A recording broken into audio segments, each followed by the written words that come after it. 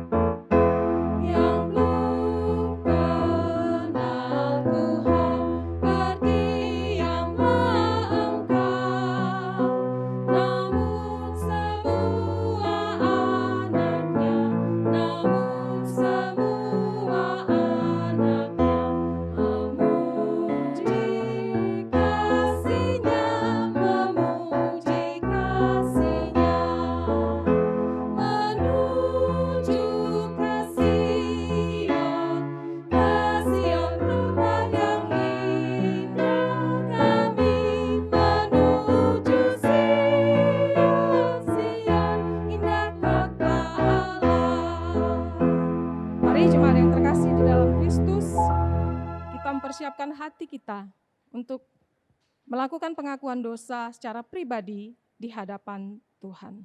Mari kita sama-sama mengungkapkan isi hati kita, bahwasanya kita sudah berdosa di hadapan Tuhan, juga sudah berdosa di hadapan sesama. Secara hening, mari kita mengakui dosa kita.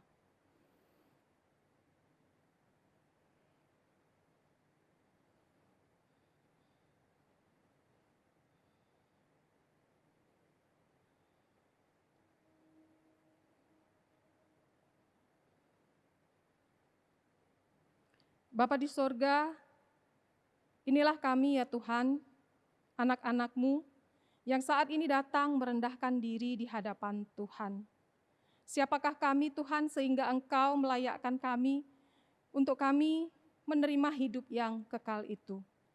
Kami hanyalah orang berdosa yang sering mendukakan hati Tuhan, sering mendukakan hati sesama. Kami sering mementingkan diri kami sendiri dan tidak peduli apa maunya Tuhan, apa yang menyenangkan hati Tuhan.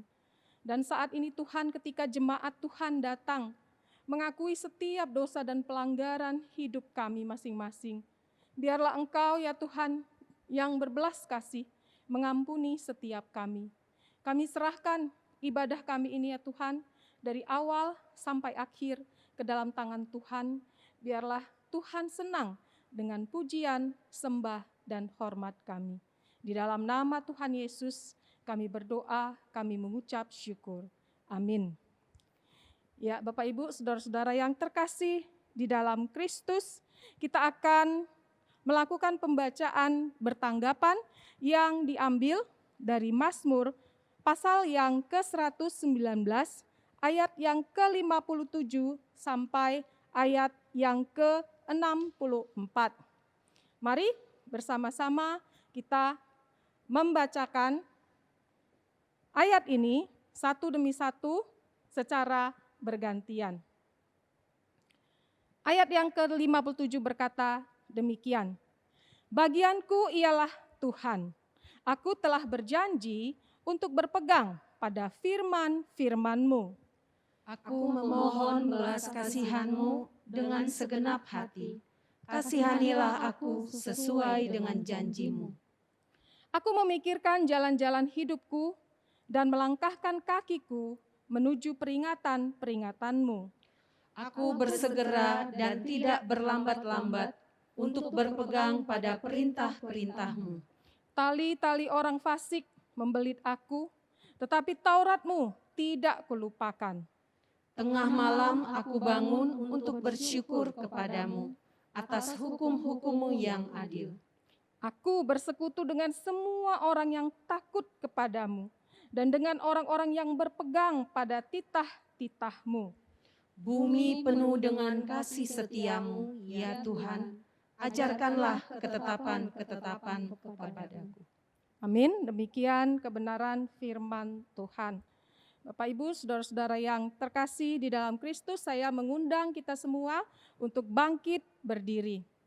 Kita akan mengikrarkan pengakuan iman rasuli yang berkata demikian.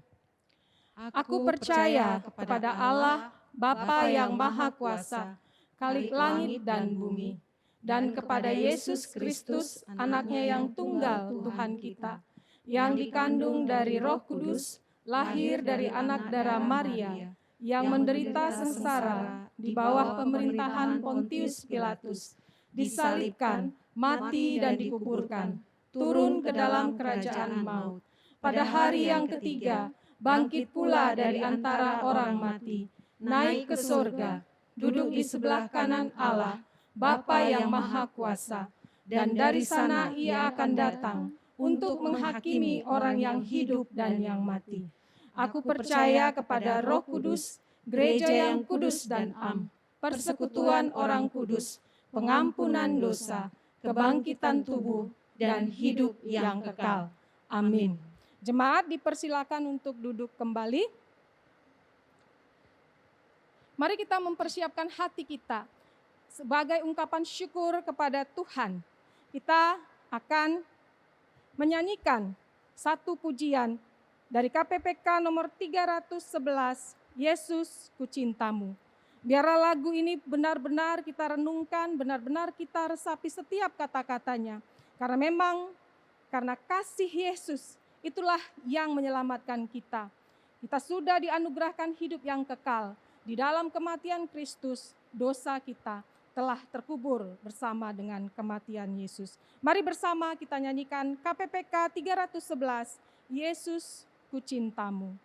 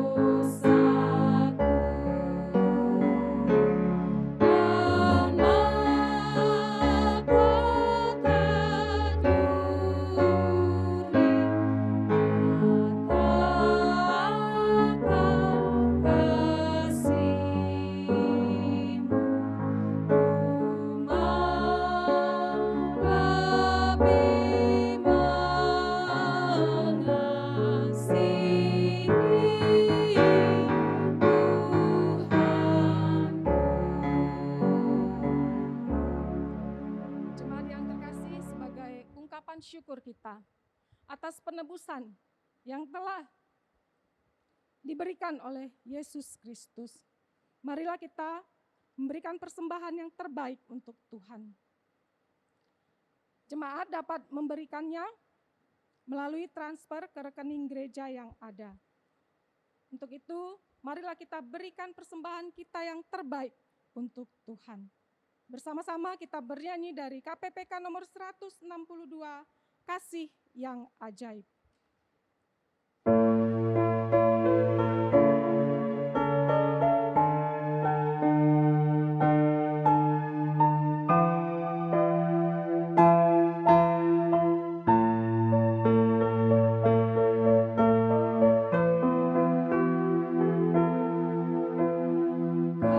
Kasih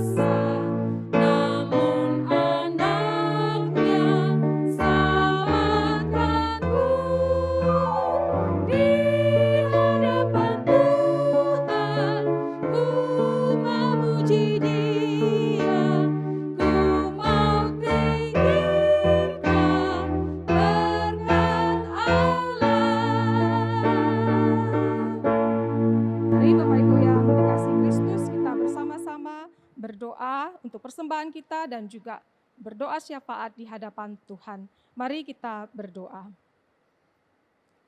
Bapa kami yang di sorga, kami mengucap syukur Tuhan, Engkau sudah memberikan segalanya buat kami. Engkau memberikan hidup-Mu, nyawa-Mu untuk kami, sehingga kami layak menerima hidup yang kekal.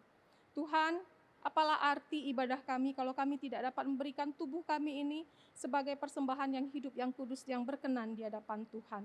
Ketika Tuhan sudah melimpahkan berkat memenuhi segala kebutuhan kami, apa yang kami berikan sebagai persembahan kami Tuhan, itu adalah sebagian kecil dari apa yang sudah kami terima sebagai berkat dari Engkau. Untuk itu Tuhan, biarlah dengan kerelaan dan sukacita kami boleh memberi yang terbaik untuk kemuliaan Tuhan. Bapa, kami mau bawa jemaat kami Tuhan. Ada beberapa jemaat kami yang mungkin dalam keadaan sakit. Mungkin ada yang dirawat di rumah sakit atau dirawat di rumah. Mungkin ada yang sedang dalam pemulihan, dalam kesusahan mereka datang merendahkan diri di hadapan-Mu. Kami juga saat ini berdoa untuk mereka Tuhan ke hadapan-Mu. Tuhan, Engkau adalah dokter dari segala dokter. Engkau adalah tabib yang ajaib. Dan biarlah kiranya tangan-Mu dengan belas kasih-Mu Tuhan, Engkau menjamah tubuh mereka yang sakit dan dalam pemulihan ini. Untuk mereka boleh segera sembuh dan boleh mengerjakan segala aktivitas mereka dengan baik dan lancar kembali. Tuhan, kami juga berdoa untuk kondisi ekonomi jemaat kami. Tuhan, Engkau yang membuka tingkap-tingkap berkat-Mu, Engkau yang memberkati jemaat Tuhan. Senantiasa boleh terus meminta berkat-berkat Tuhan. Bukakan tingkap-tingkap berkat-Mu Tuhan bagi jemaat Tuhan yang sedang berkesusahan. Biarlah ada tangan-tangan yang terbuka untuk memberi bagi mereka yang sedang kesusahan. Tuhan, kami juga berdoa untuk pelayanan sekolah Kristen Kalam Kudus Medan. Tuhan berkati setiap staf, pegawai, karyawan, mulai dari yang tertinggi sampai yang terendah. Bawa mereka kepada hati yang menganggap pekerjaan yang mereka lakukan adalah pelayanan, adalah ibadah mereka di hadapan Tuhan. Perlengkapi setiap kami ya Tuhan yang menjadi tim pengajar, untuk kami boleh memberikan pengajaran yang terbaik, terkhusus melalui kesaksian hidup kami. Engkau yang memberkati Tuhan, anak-anak didik yang sudah Tuhan percayakan untuk dididik dan dibina di dalam sekolah kami ini. Biarlah ya Tuhan, Engkau yang memberkati anak-anak ini, untuk mereka tidak hanya memperoleh ilmu pengetahuan, tetapi mereka boleh sungguh-sungguh menerima Kristus sebagai Tuhan dan Juru Selamat mereka. Untuk itu Tuhan mampukan kerjasama antara gereja dengan sekolah ya Tuhan, supaya ada kesatu hatian, satu pikiran, untuk mengerjakan pelayanan misi Tuhan di tengah-tengah kota Medan ini. Terima kasih ya Bapak, Engkau yang mengetahui segala sesuatu yang kami harapkan. Engkau yang mengetahui segala sesuatu yang kami gumulkan. Engkau yang mendengar teriak kami minta tolong Tuhan. Sendengkanlah telinga-Mu untuk setiap seruan kami secara pribadi di hadapan Tuhan. Dan Tuhanlah yang menjawab seturut waktu dan kehendak Tuhan. Inilah doa kami, pengharapan kami, syukur kami ya Bapa, yang kami naikkan hanya di dalam Yesus Kristus, Tuhan dan Juru Selamat kami. Amin. Bapak Ibu, saudara-saudara yang dikasihi Kristus, kita akan segera mendengarkan perenungan kebenaran firman Tuhan. Hari ini akan dibawakan oleh Evangelis Samuel Bayu dengan tema Marilah kita menyembah Dia. Dari Ibrani pasal 10 ayat 19 sampai 25. Mari kita persiapkan hati kita. Biarlah firman yang menerangi hati kita itu akan memancar dalam setiap perbuatan kita. Mari bersama kita nyanyikan pujian firman-Mu.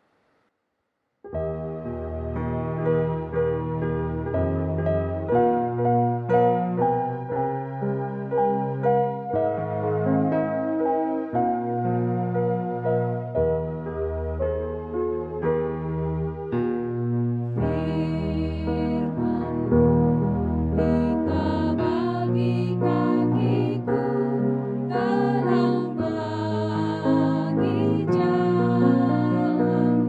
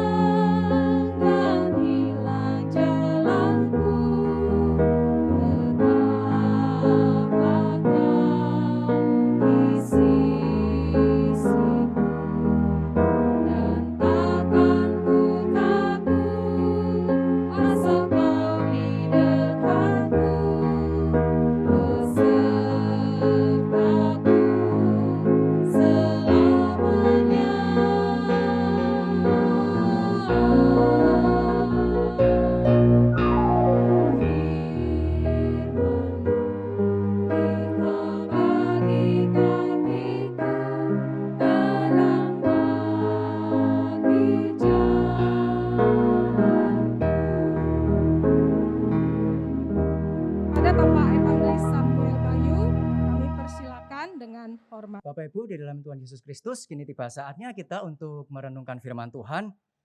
Sebelumnya mari kita berdoa, terlebih dahulu memohon pimpinan Tuhan. Mari kita berdoa.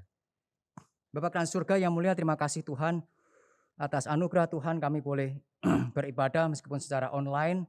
Dan saat ini kami boleh merenungkan firman Tuhan. Buka hati dan pikiran kami untuk firman Tuhan. Dan terlebih lagi berikan kami hati yang taat untuk melakukannya di dalam setiap kehidupan kami. Sehingga kami menjadi anak-anak Tuhan yang saling memperhatikan satu dengan yang lain di dalam ibadah-ibadah kami. Kami serahkan seluruh perenungan kami ke dalam tangan Tuhan. Dalam nama Tuhan kami Yesus Kristus kami berdoa, kami mengucap syukur. Amin. Hari ini kita akan merenungkan satu tema yang berjudul marilah kita menyembah Dia. Bedanya dari yang minggu lalu adalah ada kata kita di situ. Jadi kita akan merenungkan satu tema, satu pemikiran tentang bagaimana menyembah Tuhan secara bersama-sama atau secara komunal. Kita akan baca dari Ibrani 10 ayat 19 sampai 25. Ibrani 10 ayat 19 sampai 25. Jadi saudara-saudara, oleh darah Yesus kita sekarang penuh keberanian dapat masuk ke dalam tempat kudus. Karena Ia telah membuka jalan yang baru dan yang hidup bagi kita melalui tabir, yaitu dirinya sendiri. Dan kita mempunyai seorang imam besar sebagai kepala rumah Allah. Karena itu marilah kita menghadap Allah dengan hati yang tulus ikhlas dan keyakinan iman yang teguh. Oleh karena hati kita telah dibersihkan dari hati nurani yang jahat dan tubuh kita telah dibasuh dengan air yang murni. Marilah kita teguh berpegang pada pengakuan tentang pengharapan kita. Sebab Ia yang menjanjikannya setia. Dan marilah kita saling memperhatikan supaya kita saling mendorong dalam kasih dan dalam pekerjaan baik. Janganlah kita menjauhkan diri dari pertemuan-pertemuan ibadah kita seperti yang dibiasakan oleh beberapa orang. Tetapi marilah kita saling menasehati dan semakin giat melakukannya menjelang hari Tuhan yang mendekat. Kalau kita bicara tentang ibadah, di dalam kehidupan agama manapun selalu memiliki ibadah.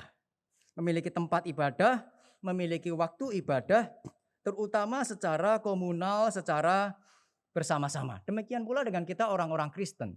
Bukan maksudnya saya ingin menyamakan semua agama, karena semua agama memiliki pengajaran esensial yang berbeda-beda.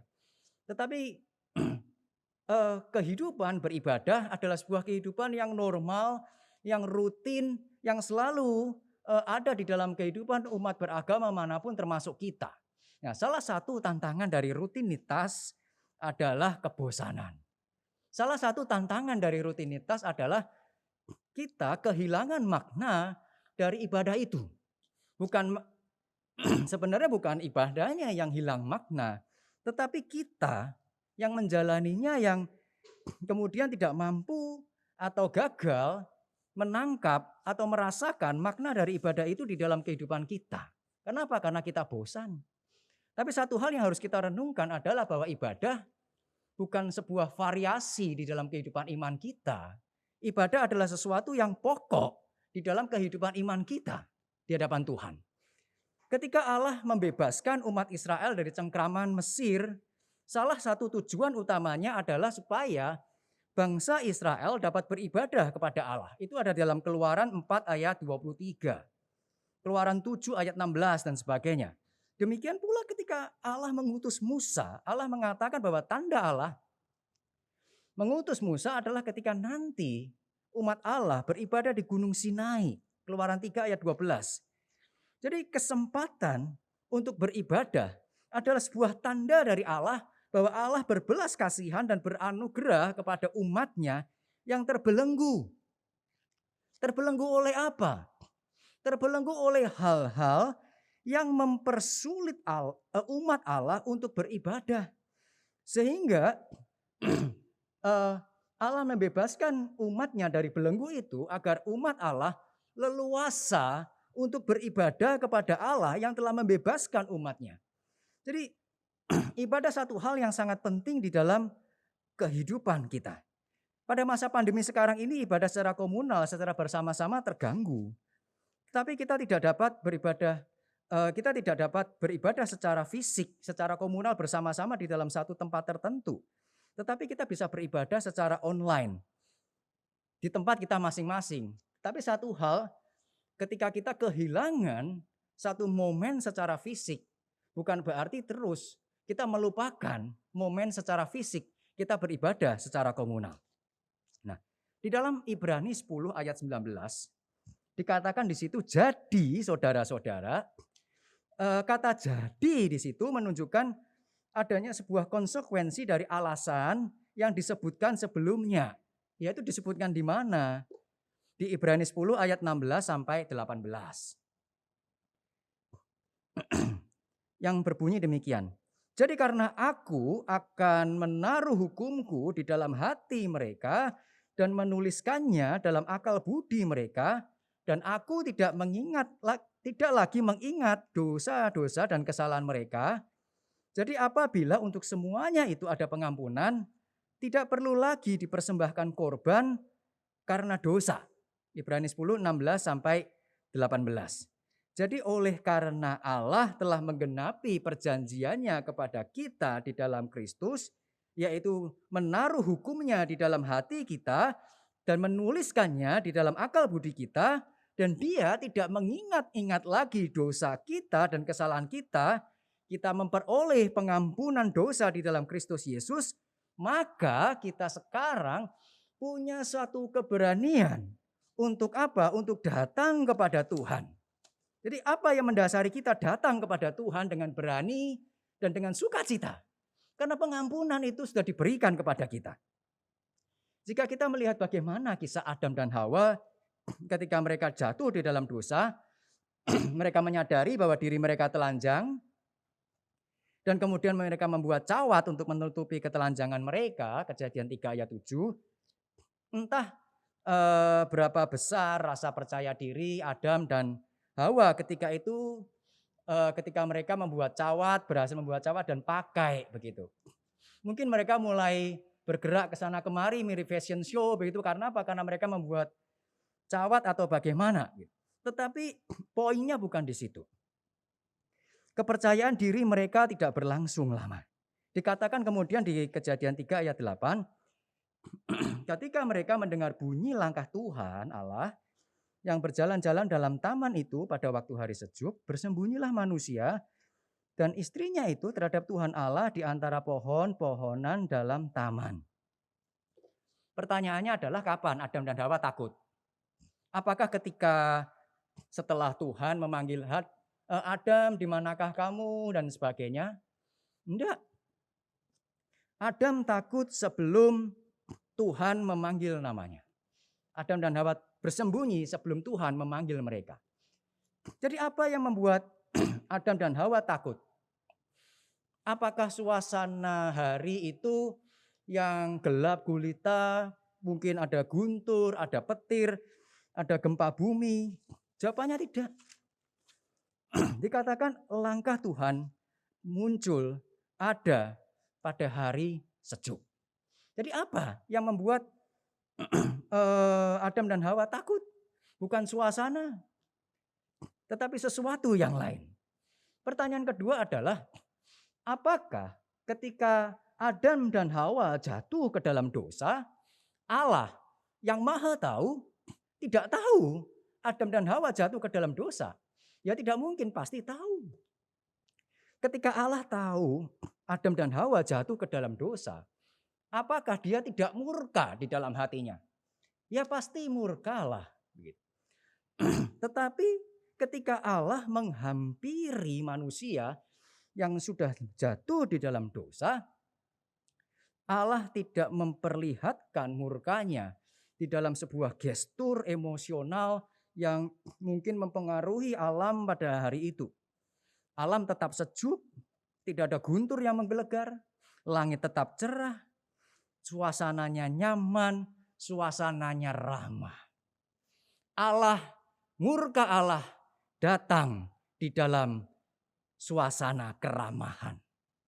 Murka Allah datang di dalam suasana kenyamanan. Allah tidak mengintimidasi manusia, tetapi manusia merasa terintimidasi. Mengapa? Karena intimidasi bukan ada di luar sana. Intimidasi itu ada di dalam hati manusia yang jatuh ke dalam dosa. Ketakutan itu ada di dalam hati manusia sejak manusia jatuh ke dalam dosa. Jadi meskipun Allah menghampiri manusia di dalam ketenangannya sekalipun, hati mereka menghakimi mereka. Dosa membuat manusia tidak memiliki keberanian berjumpa dengan Tuhan. Tetapi sekarang kondisinya berbeda. Kristus mati untuk menebus kita dari dosa. Ketika dosa kita diampuni, maka alasan-alasan yang membuat kita takut datang kepada Tuhan telah disingkirkan oleh Kristus, digantikan dengan keberanian. Tetapi tentu saja sebuah keberanian dengan rasa hormat, bukan sebuah keberanian dengan asal. Ibrani 10 ayat 22 dikatakan demikian bahwa oleh karena hati kita telah dibersihkan dari hati nurani yang jahat dan tubuh kita telah dibasuh dengan air yang murni. Jadi keberanian kita didasarkan karena hati kita sudah dibersihkan oleh Allah. Keberanian kita bukan berada di dalam diri kita, tetapi didasarkan oleh karena karya Allah yang memperbarui kehidupan kita. Jadi datang kepada Tuhan di dalam ibadah bukanlah sebuah paksaan, tetapi sebuah kerinduan yang muncul dari hati yang sudah dibersihkan oleh Kristus. Saya kasih satu ilustrasi, ketika seseorang terkena COVID-19, terinfeksi begitu, dia tidak bisa berkumpul dengan keluarganya, tidak bisa merangkul anaknya, bahkan untuk bercakap-cakap pun dia tidak bisa bertatap muka. Tetapi ketika kemudian dia dinyatakan negatif, dia punya satu kegembiraan, satu sukacita yang kemudian dia mendatangi anaknya atau istrinya atau suaminya, pasangannya, dan kemudian memeluk mereka, bersukacita, berkumpul kembali. Kenapa? Karena virus yang menghalangi mereka untuk datang kepada orang yang dicintai sudah dihilangkan. Sama seperti kita, anak-anak Tuhan, ketika dosa yang menghalangi kita sudah ditebus di dalam Kristus, seharusnya tidak ada satu lagi ketakutan dan atau satu lagi keengganan, yang muncul adalah satu sukacita, kerinduan untuk datang kepada Tuhan. Jika kita merasa dan yakin telah ditebus dan kemudian kita tidak datang beribadah kepada Tuhan yang menebus kita, dan yang salah satu maksud penebusannya itu agar kita dapat beribadah kepada Dia, bukankah itu seakan-akan kita tidak menghargai karya Allah dan darah Kristus yang menebus kita dari dosa agar kita dapat beribadah dengan leluasa dan dengan sukacita di hadapan Tuhan. Bayangkan kalau kita punya seorang anak, kita kerja mati-matian agar mereka dapat bersekolah, tetapi kemudian anak kita bersekolahnya malas-malasan, sering bolos pula begitu. Apakah kita punya hati yang sukacita melihat anak kita yang semacam itu? Tentu tidak, bukan? Atau barangkali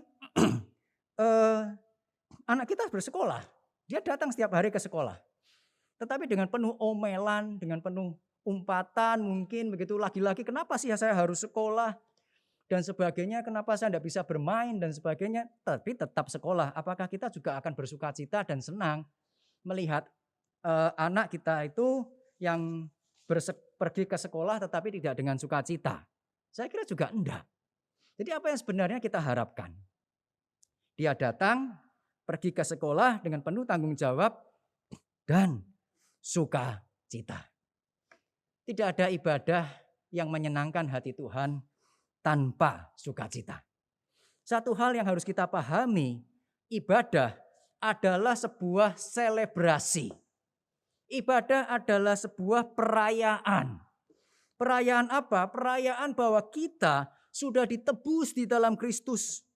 Kita datang menghampiri, kita datang menyembah sosok pribadi yang kita rindukan di dalam kehidupan kita, yang telah melahirbarukan kita, yaitu Allah, yaitu Kristus dan Allah, Roh Kudus. Seorang rabi Yahudi memberikan satu perkataan yang menghantam hati saya ketika saya membacanya.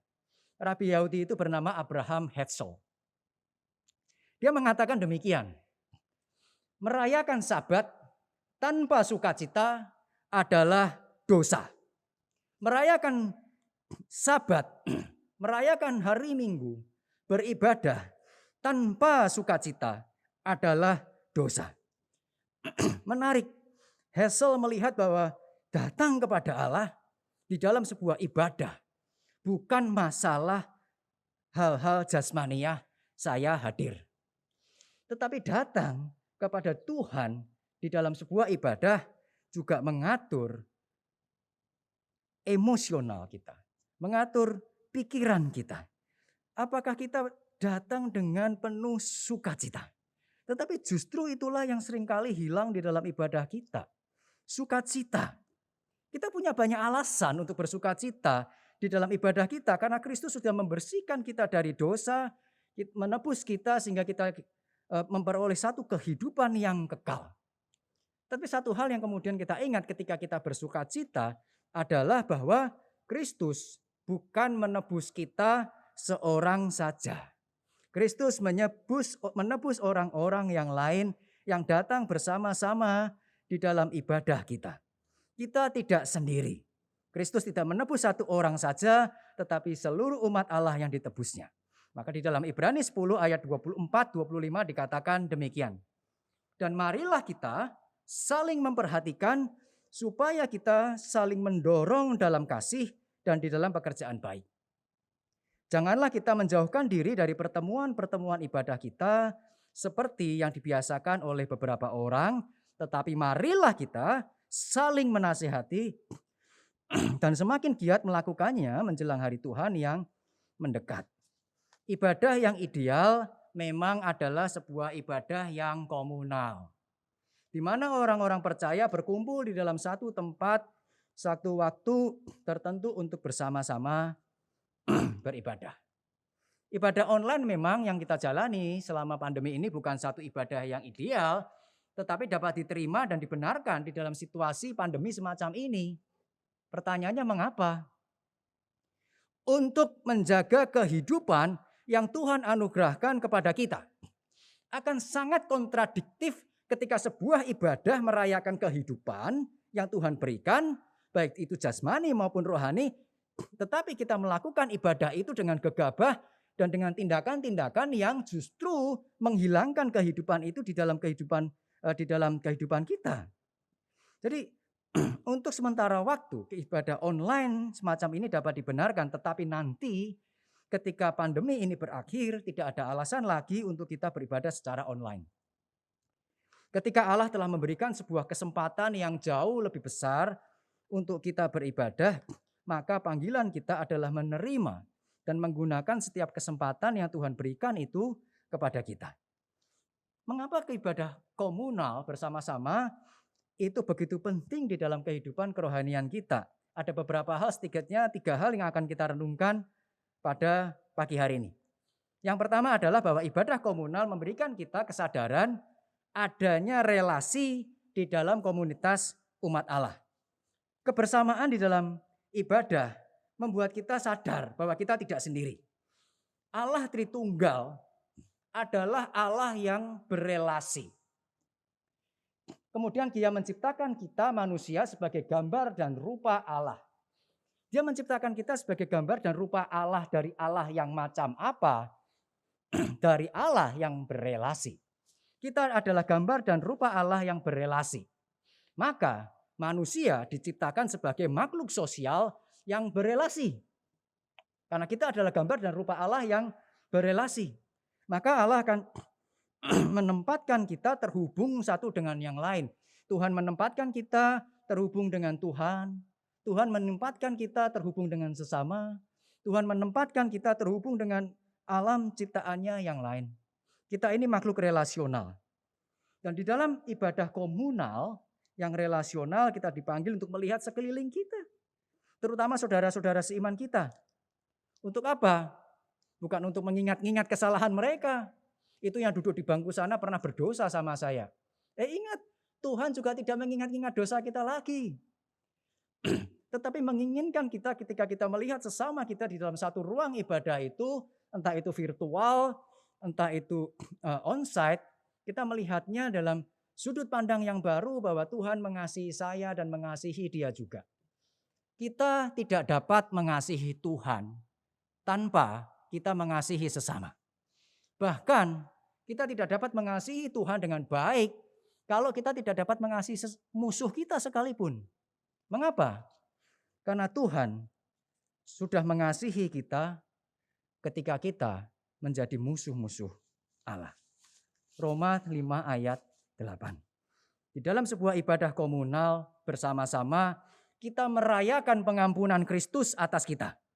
Dan bukan sekedar merayakan pengampunan Kristus atas kita merayakan pengampunan Kristus atas sesama kita. Kita menyatakan pengampunan Kristus itu di dalam pengampunan dan rekonsiliasi kepada saudara-saudara seiman kita. Kalau kita tidak bisa bertemu secara fisik, lalu bagaimana? Kita bertemunya di dalam YouTube.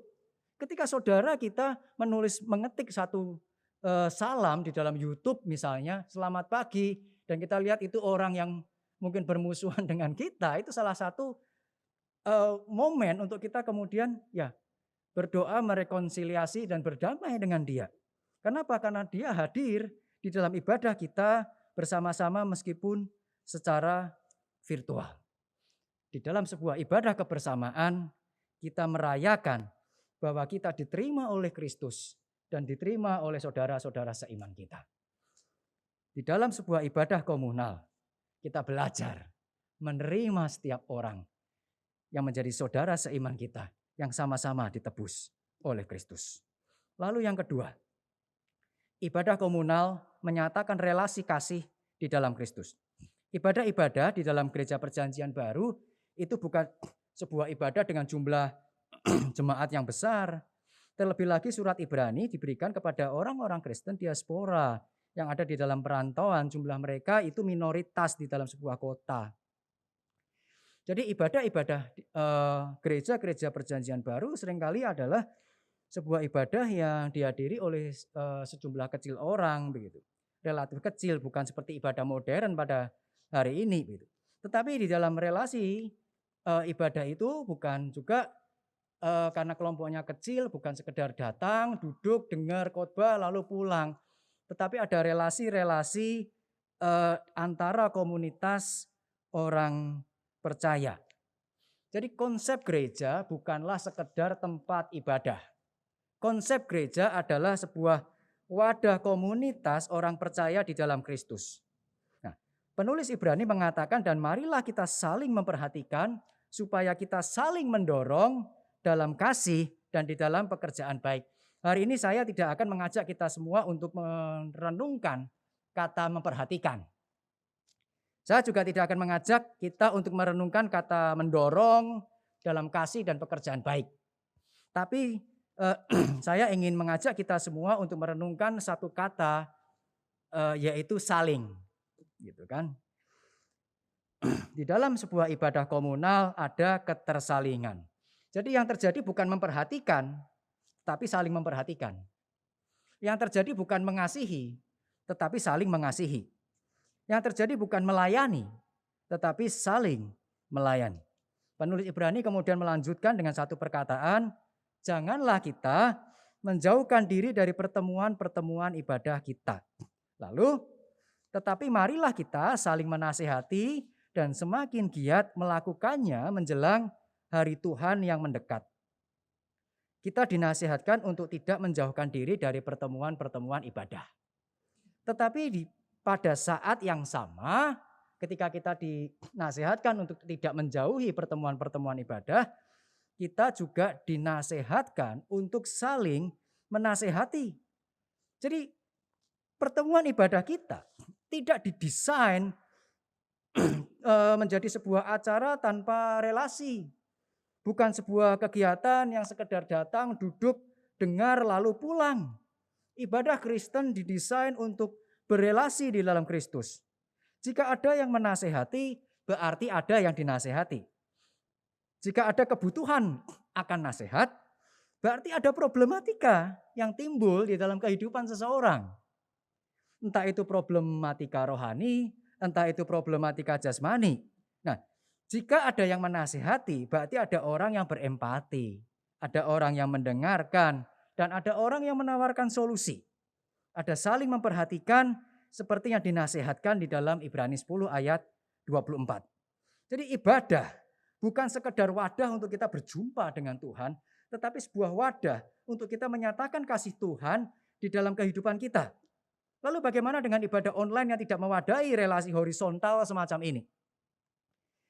Setidaknya untuk sementara waktu kita bisa menggantikan di dalam relasi keseharian kita. Kita tidak berjumpa secara fisik, tetapi kita bisa berjumpa secara virtual. Hari Senin yang kemarin saya menerima kabar. Ada seorang rekan yang berulang tahun dan kemudian saya mengucapkan selamat ulang tahun kepada dia. Dia membalas dalam WA, dia katakan thank you Pak Bayu atas atensinya, atas perhatiannya. Kalimat selanjutnya yang mengejutkan. Hari ini saya baru tahu bahwa saya positif COVID-19. Di hari ulang tahunnya dia. Orang yang berulang tahun mendambakan sebuah hadiah ulang tahun yang menyenangkan. Tetapi dia mendapatkan sebuah hadiah yang tidak terduga berupa kata positif COVID-19. Dia mulai stres, mulai khawatir. Dan kami berdua dengan istri menelpon dia, memberikan dia kekuatan, memberikan dia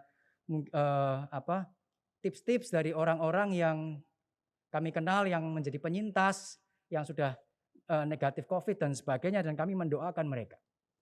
Kita terpisah, kita terisolasi, tetapi kita tidak sendiri.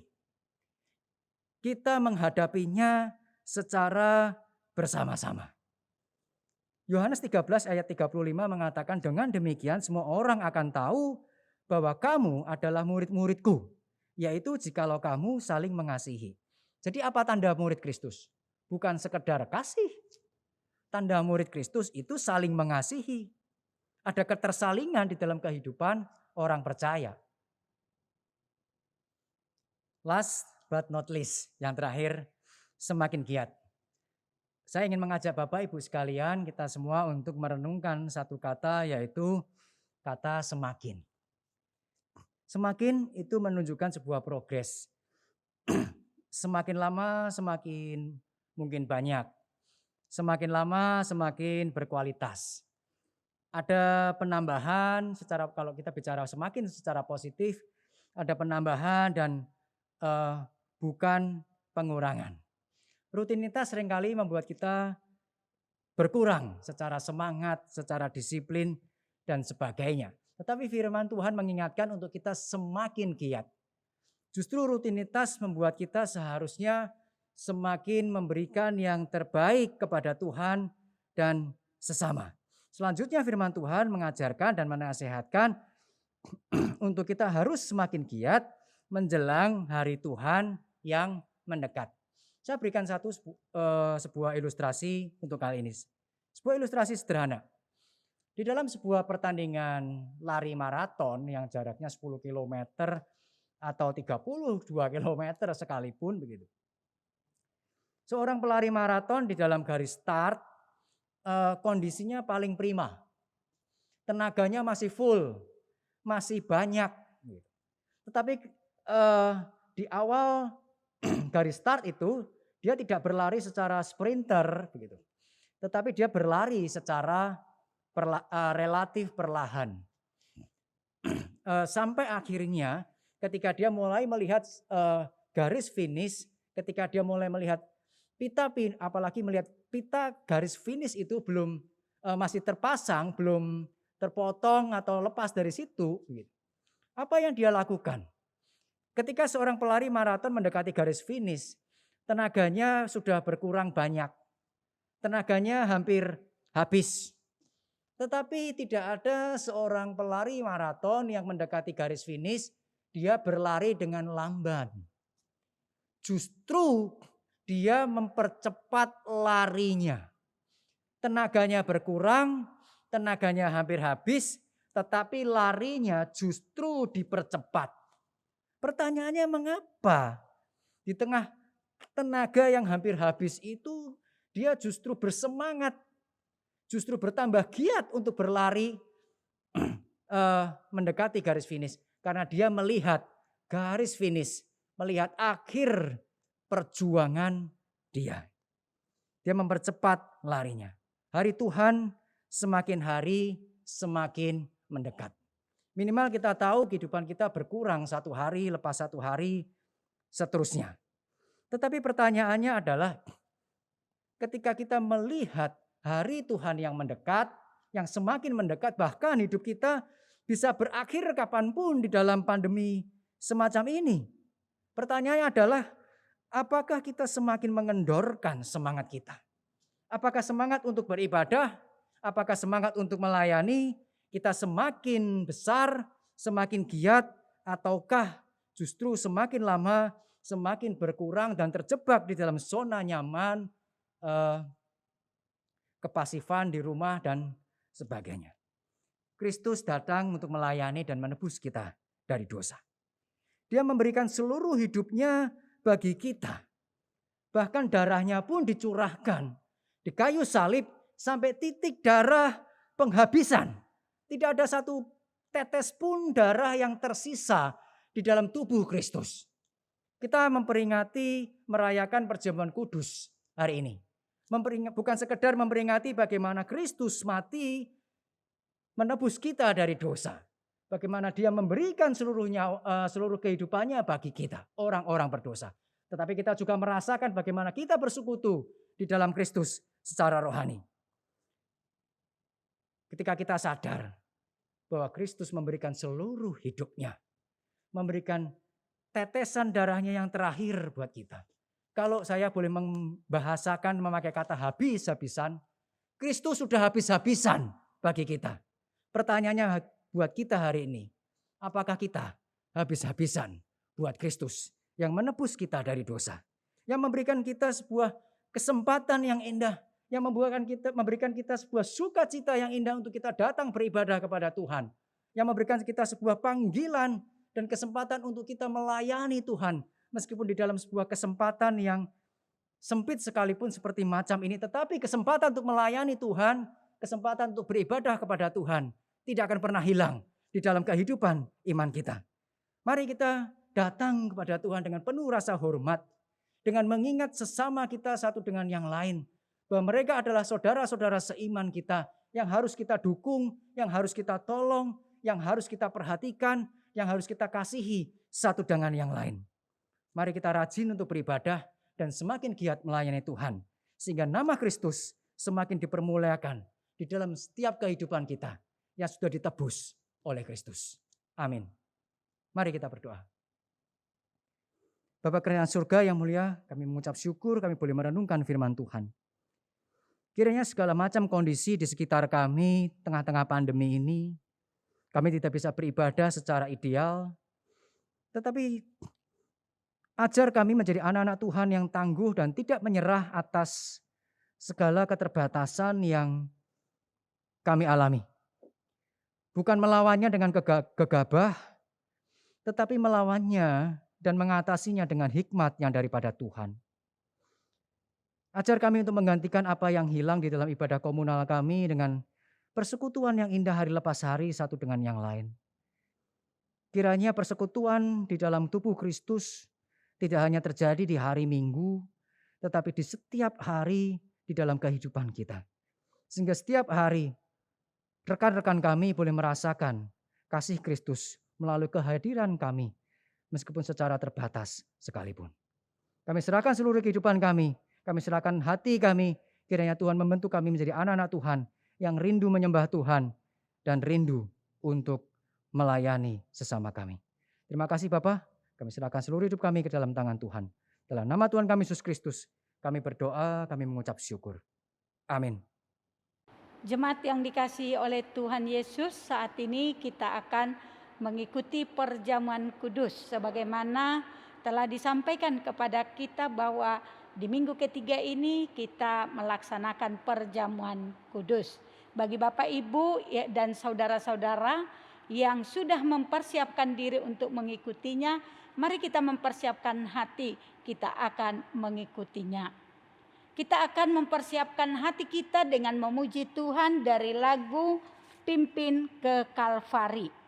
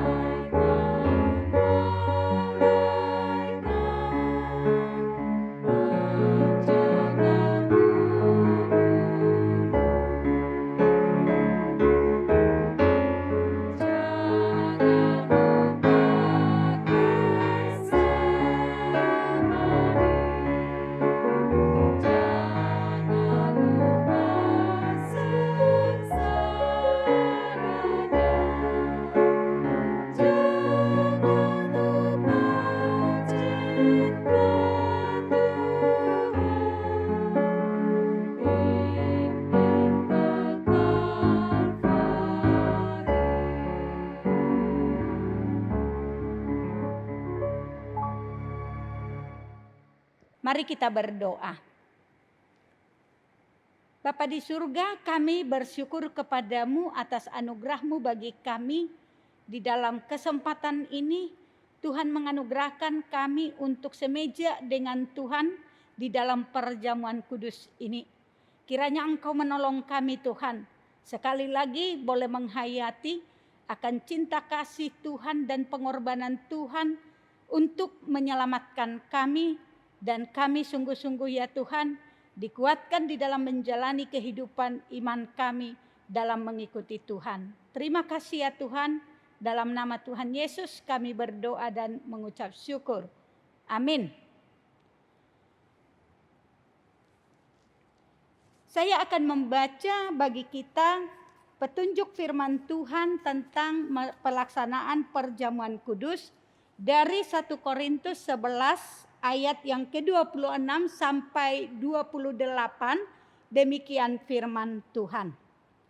Sebab setiap kali kamu makan roti ini dan minum cawan ini, kamu memberitakan kematian Tuhan sampai Ia datang. Jadi barang siapa dengan cara yang tidak layak makan roti atau minum cawan Tuhan, ia berdosa terhadap tubuh dan darah Tuhan. Karena itu hendaklah tiap-tiap orang menguji dirinya sendiri dan baru sesudah itu ia makan roti dan minum dari cawan itu. Mari Bapak Ibu sesuai dengan petunjuk kebenaran firman Tuhan. Bagi setiap kita yang akan mengikuti perjamuan kudus, saya undang untuk bangkit berdiri. kita akan menguji diri kita. Kita akan berdoa di sepanjang kehidupan kita dan terkhusus di sepanjang minggu ini. Di dalam kehidupan yang kita jalani. Mungkin ada kegagalan, ada dosa. Mari kita datang kepada Tuhan, menundukkan hati kita dan kita berdoa agar Tuhan sendiri sekali lagi menguduskan kita dan kita dapat semeja dengan Tuhan dan menjalani kehidupan beriman dengan sungguh dan berkenan kepada Tuhan. Mari kita berdoa dalam hati kita.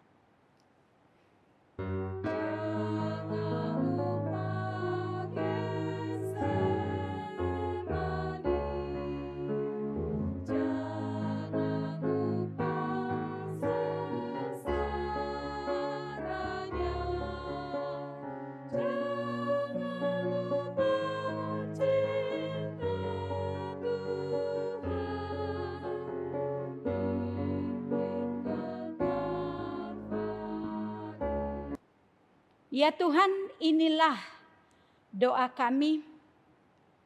Engkau mengenal setiap kami dan Engkau mengetahui kehidupan kami. Dan kiranya Engkau sendiri ya Tuhan yang berbelas kasihan kepada kami dalam kehidupan yang kami jalani, kegagalan, dosa yang kami lakukan. Sekali lagi Engkau menguduskan kami Tuhan. Sehingga di dalam perjalanan kehidupan kami kembali hidup seturut dengan apa yang Tuhan inginkan. Pimpin kami di dalam perjamuan ini, biar kiranya kasih dan anugerah Tuhan itulah yang akan menolong kami untuk menghidupi hidup yang Tuhan perkenankan. Di dalam nama Tuhan Yesus kami berdoa dan mengucap syukur. Amin. Saya perlu memberikan penjelasan tentang perjamuan kudus bahwa mereka yang mengikuti perjamuan kudus adalah yang sudah dibaptis dewasa atau disidik dan tidak sedang dalam penggembalaan khusus. Mereka diizinkan untuk mengikutinya. Tapi bagi yang belum dibaptis dewasa atau disidik, sabar terlebih dahulu, belajar katekisasi dan setelah itu dibaptis atau disidik, barulah diizinkan untuk mengikutinya. Keluarga yang sudah mempersiapkan diri untuk melayani anggota keluarganya, dipersilahkan untuk mempersiapkan diri untuk melayaninya.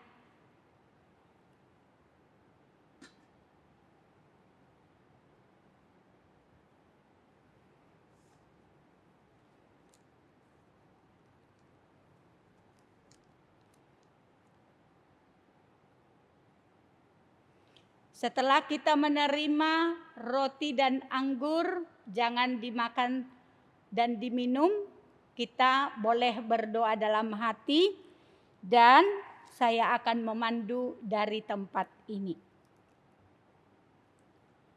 Tuhan Yesus pada malam waktu ia diserahkan, mengambil roti, mengucap syukur atasnya dan memecah-mecahkannya dan berkata, "Inilah tubuhku yang diserahkan bagi kamu, perbuatlah ini menjadi peringatan akan aku." Kemudian ia mengambil cawan sesudah makan dan berkata, "Cawan ini adalah perjanjian baru yang dimeteraikan oleh darahku. Perbuatlah ini setiap kali kamu meminumnya menjadi peringatan akan aku." Mari kita berdoa. Bapa di surga, di tangan kami ada roti dan anggur yang melambangkan tubuh dan darah Tuhan yang dikorbankan untuk penebusan dosa kami, yang dicurahkan untuk menyucikan kehidupan kami. Tuhan, ketika kami boleh menghadapi akan meja perjamuan ini, Sekali lagi kami diingatkan akan cinta kasih Tuhan yang besar atas kehidupan kami. Ya Tuhan, sungguh kami tergetar oleh karena besarnya kasih dan pengorbanan Tuhan yang Tuhan lakukan untuk menebus kami. Oleh sebab itu Tuhan, tolonglah kami. Ketika kami telah sungguh-sungguh menjadi anak-Mu, biarlah dengan anugerah-Mu Tuhan, kami boleh hidup seturut dengan kehendak-Mu. Karena kami tahu ya Tuhan, tak kala Engkau menebus dan menyelamatkan kami adalah supaya kehidupan kami kembali kepada rancangan Tuhan semula, yaitu hidup memperkenankan hati Tuhan, memuliakan Tuhan. Terima kasih ya Tuhan, berkati, pimpin dan tolong kami. Di dalam nama Tuhan Yesus kami berdoa dan mengucap syukur. Amin. Mari kita makan roti.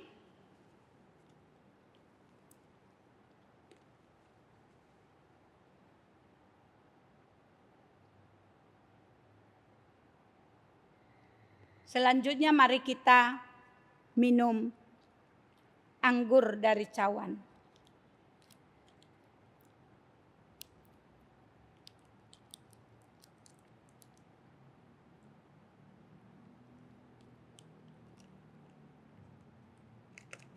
Kembali kita berdoa.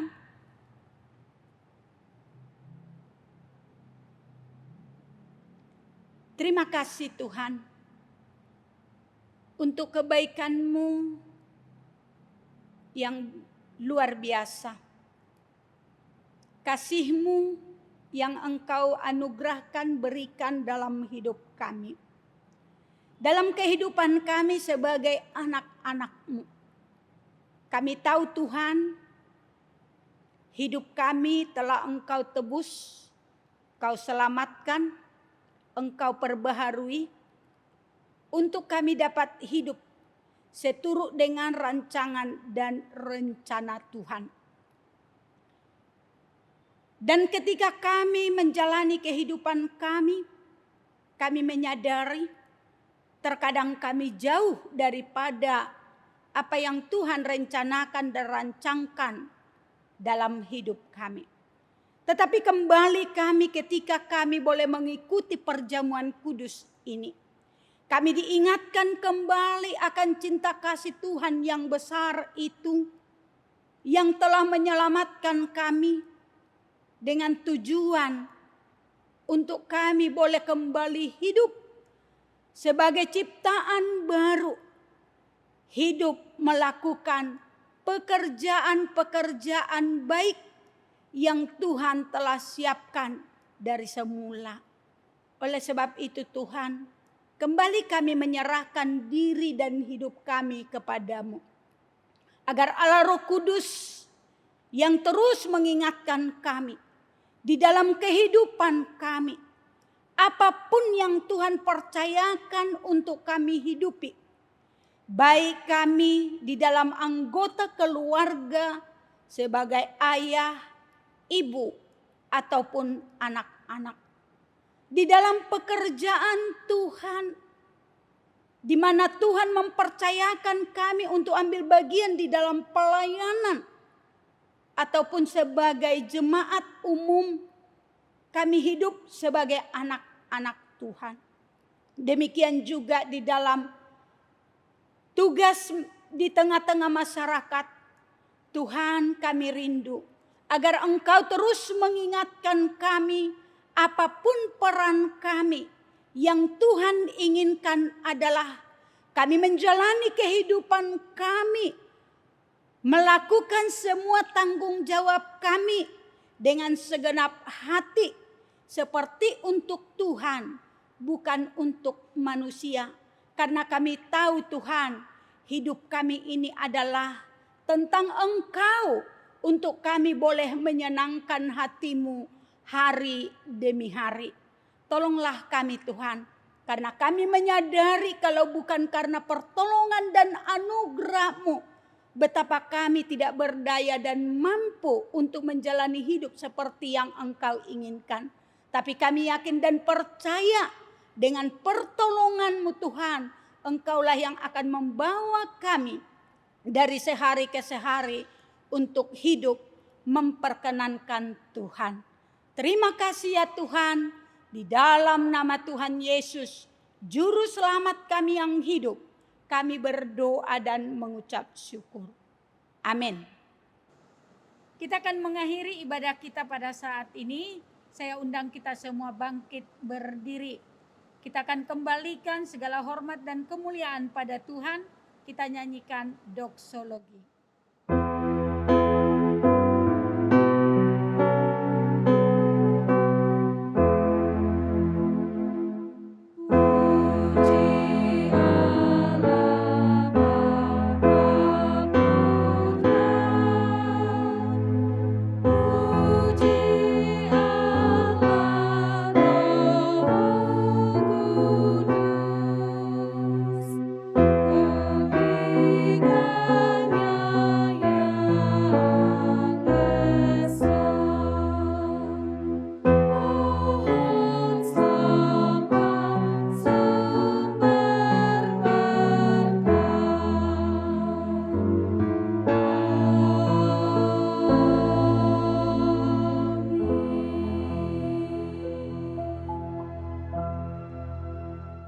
Mari kita bersama-sama mengucapkan doa yang diajarkan Tuhan Yesus, doa Bapa kami.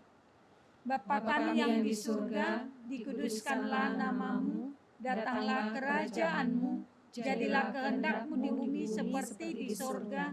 Berikanlah kami pada hari ini makanan kami yang secukupnya, dan ampunilah kami akan kesalahan kami, seperti kami juga mengampuni orang yang bersalah kepada kami. Dan janganlah membawa kami ke dalam pencobaan, tapi lepaskanlah kami daripada yang jahat. Karena Engkaulah yang mempunyai kerajaan dan kuasa dan kemuliaan sampai selama-lamanya. Amin. Jemaat kekasih Kristus, pulanglah, jalanilah kehidupanmu dalam kehidupan sehari-hari. Biarlah kebenaran firman Tuhan yang kita telah dengarkan hari ini menuntun kita dalam menjalani kehidupan untuk kita menunjukkan hidup yang menyembah kepada Tuhan. Arahkanlah hatimu kepada Tuhan dan terimalah berkat Tuhan. Tuhan memberkati engkau dan melindungi engkau. Tuhan menyinari engkau dengan wajah-Nya dan memberi engkau kasih karunia. Tuhan menghadapkan wajah-Nya kepadamu dan memberi engkau damai sejahtera dari sekarang sampai selama-lamanya. Amin.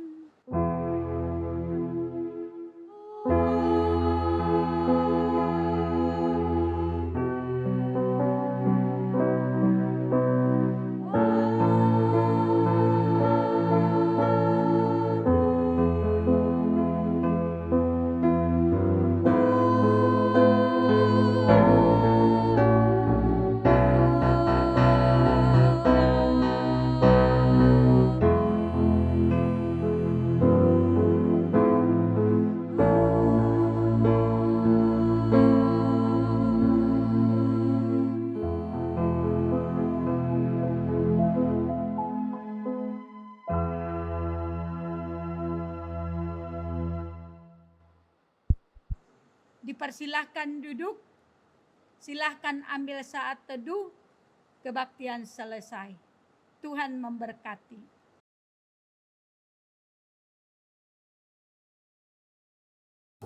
Kami tim pelayan kebaktian umum, Minggu 18 Juli 2021, Gereja Kristen Karam Kudus Medan mengucapkan selamat hari Minggu. Tuhan Yesus memberkati. Soli Deo Gloria.